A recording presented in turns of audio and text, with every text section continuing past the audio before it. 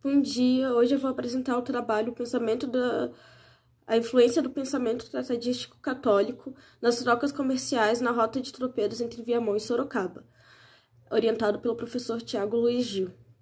Esse trabalho tem por objetivo analisar um documento a partir da leitura da nova retórica de Chaim Perlman e do pensamento tratadístico católico. O documento em questão é uma carta de autoria desconhecida escrita por tropeiros que faziam a rota de comércio de gado entre Viamão e Sorocaba. A missiva, redigida em 1777, trata da moralidade da cobrança de juro e os limites dessas exigências.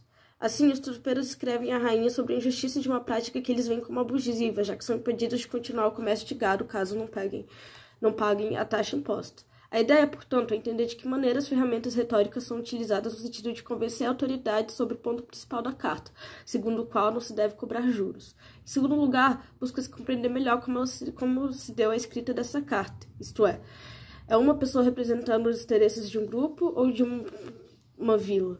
Como mencionado acima, esse trabalho buscou compreender o documento a partir da chave neo-retórica de Chaim Perlman. O principal expoente dessa corrente, Perlman advoca pelo estudo da arte considerada antiquada no século XVIII, e como seus preceitos para análise do discurso permanecem na mentalidade oratória até hoje. Para além das ferramentas retóricas utilizadas por Perlman, recorreu à leitura do livro Jogos de Paciência, um seminário sobre o benefício de escrita pelos italianos Carlo Ginzburg e Adriano Prosperi. No livro, os autores tentam desvendar a autoria do panfleto Benefício de Cristo em uma disciplina específica, por meio da análise de textos religiosos similares, bem como análise de escritos anteriores. Os autores demonstram a complexidade da pesquisa. Nesse sentido, esse trabalho buscou utilizar métodos similares mediante a comparação com outras cartas escritas pelos moradores do povoado de Santo Antônio da Lapa por Santo Antônio da Lapa. Ao comparar a Carta dos Tropeiros à petição dos moradores da freguesia de Santo Antônio da Lapa, algumas similaridades foram encontradas.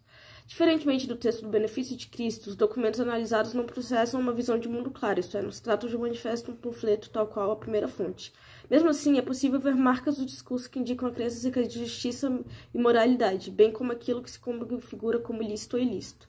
Esse aspecto é bem mais visível na Carta dos Tropeiros do que na petição, embora seja clara a existência de uma noção de justiça. Mais importante, percebe-se no discurso da petição a presença de um ideal de fidelidade entre os súditos, representado pela Câmara Municipal local.